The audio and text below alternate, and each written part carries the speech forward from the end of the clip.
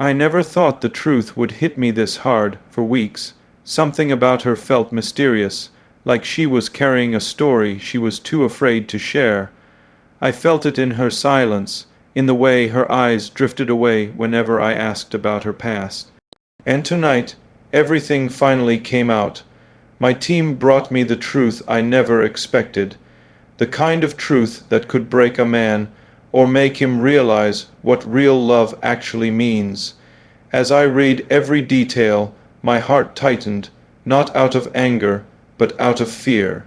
Fear that I might lose her, fear that she'd run before I could tell her one thing she desperately needed to hear.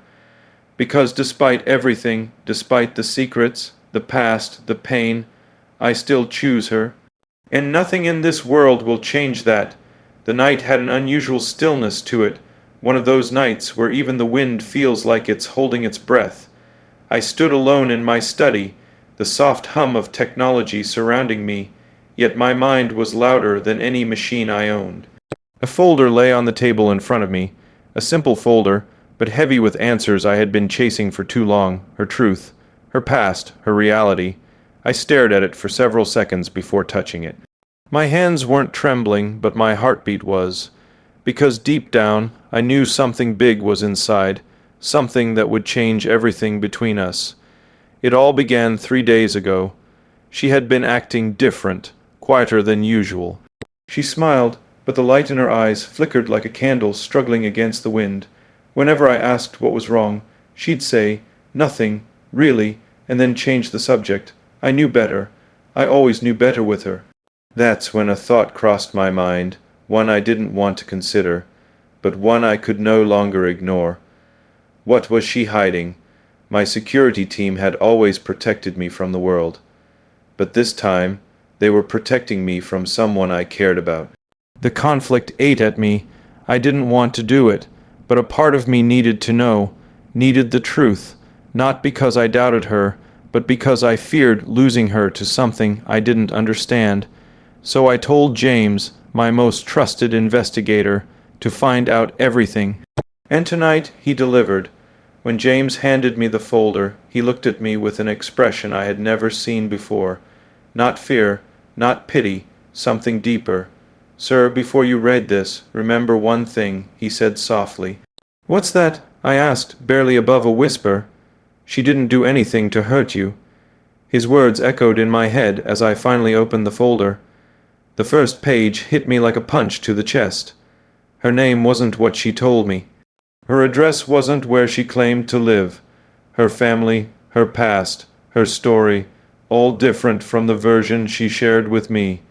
My stomach tightened, not because she lied, but because she had carried all this alone. She had lived through things no one should face, loss, fear, pain, moments that could shatter a person completely. Each page revealed a piece of her life she had tried to bury. Why didn't she tell me? Why did she think I couldn't handle it? Why did she think her truth would push me away? I closed the folder and leaned back, staring at the ceiling, trying to breathe through the storm building inside me. And then my phone buzzed, a message from her. "Can we meet?" My heart lurched. Was this fate? Coincidence? Or did she somehow sense that everything was about to change? I replied instantly, "Of course." "Where are you?" When she sent the location, I didn't waste a second. I took my car and drove through the quiet streets, each second stretching longer than the last, because I knew this moment, this conversation, would define our future. When I arrived, she was standing by the edge of the pier, her hair dancing in the soft breeze. She looked fragile, almost breakable. But when she turned and saw me, her eyes softened in a way that made my chest ache. I walked toward her silently. She exhaled shakily and looked down. "You know, I've been afraid to tell you everything," she whispered. I didn't answer immediately. I wanted her to speak. I wanted her to let it all out. "I thought if you knew who I really was," she continued, voice trembling, "you'd look at me differently. Or worse, walk away." A tear slid down her cheek, and she quickly wiped it, as if ashamed of being vulnerable. In that moment, The weight of every secret she carried pressed into me, not as betrayal, but as a painful reminder of how lonely she must have felt. She didn't hide the truth to deceive me. She hid it because life had taught her that people don't choose you once they know the real you. But she didn't know me, not fully, not yet. I stepped closer, gently lifting her chin so she'd meet my eyes. "Whatever you're afraid of," I said quietly, "I can handle it. But I can't handle losing you." She froze, breath caught, eyes wide. "Even if you know everything," she whispered. I nodded slowly, especially then. Her shoulders trembled as relief washed over her, but the real conversation, the real truth, was still waiting. And I was ready for all of it, because no matter what her past held, I already knew my answer. I still chose her.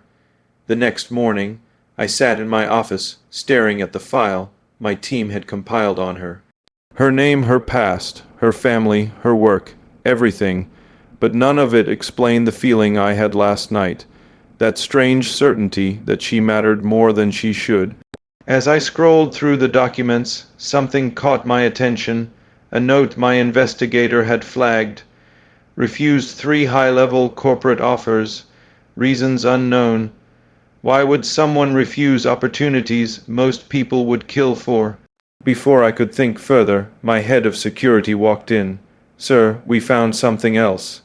He placed a small envelope on my desk, old, creased, with my name handwritten on the front. My heart paused.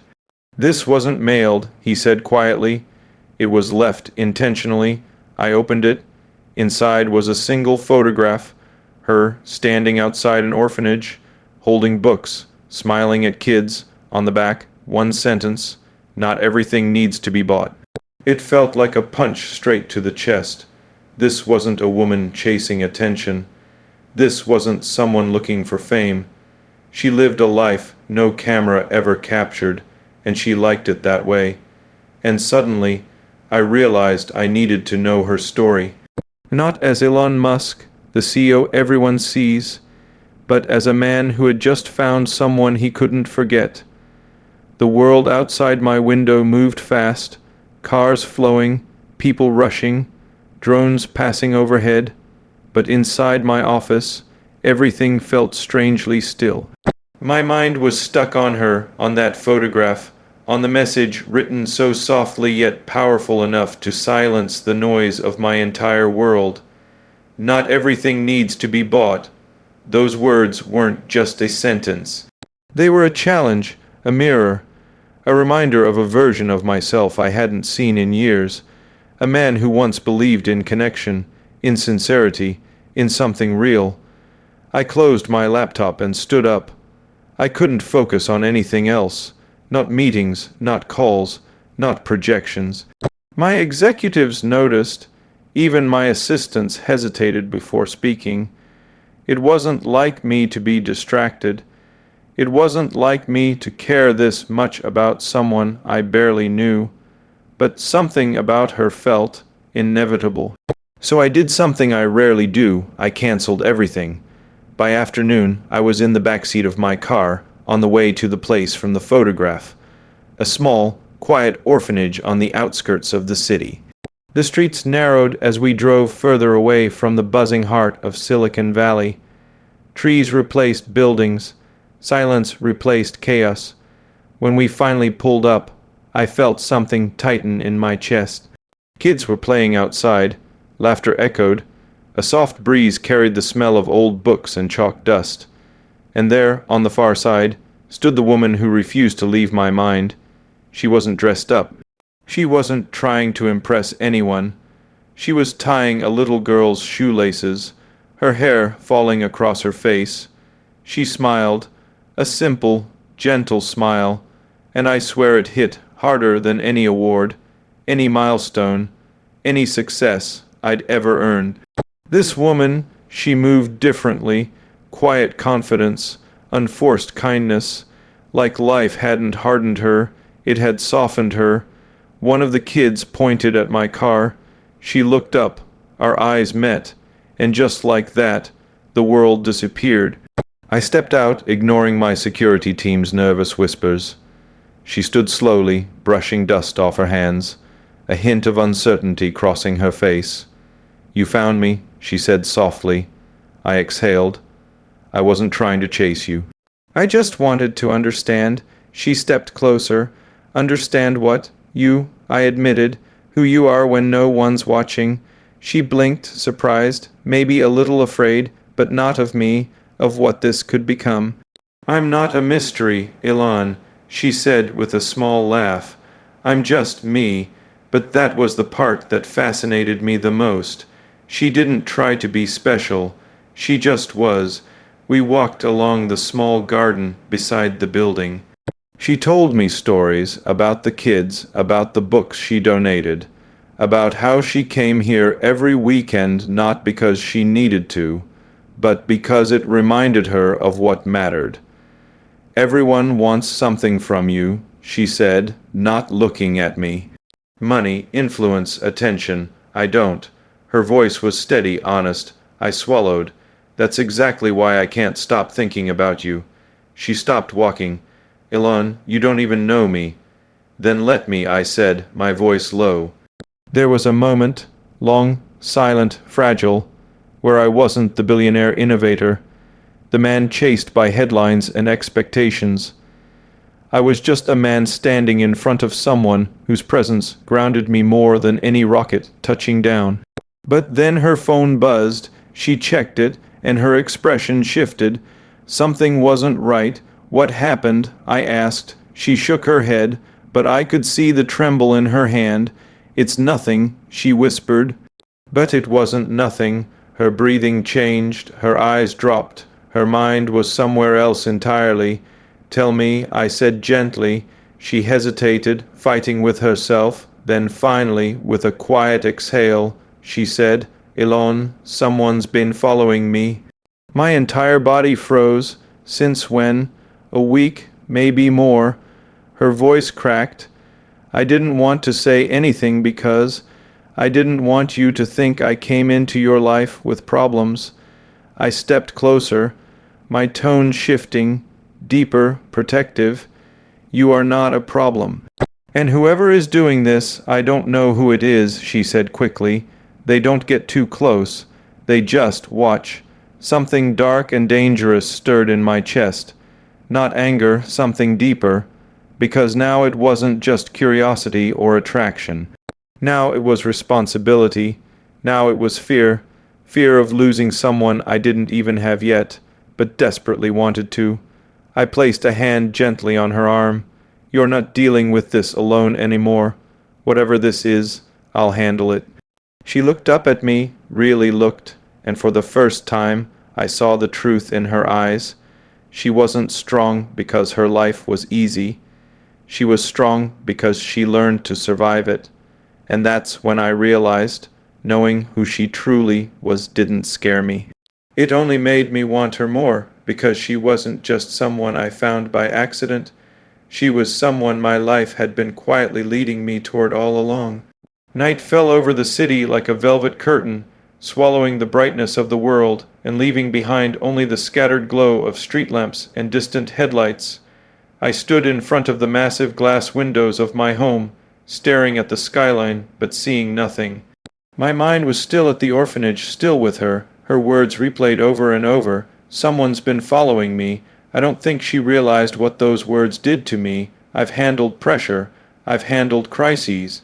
I've handled billion-dollar disasters and world-changing decisions under impossible conditions. But this felt different. This felt personal. By the time my pilot arrived at my home with an urgent update, my chest was already tight with anticipation. He placed a thin tablet on the table and slid it toward me. "Elon, we found something." I tapped the screen. Grainy surveillance images appeared, captured from street cameras, building entrances, traffic lights. At first, nothing stood out. Then I saw him, a man dressed in black, hood high, head down, face partially covered, always at a distance, always watching her.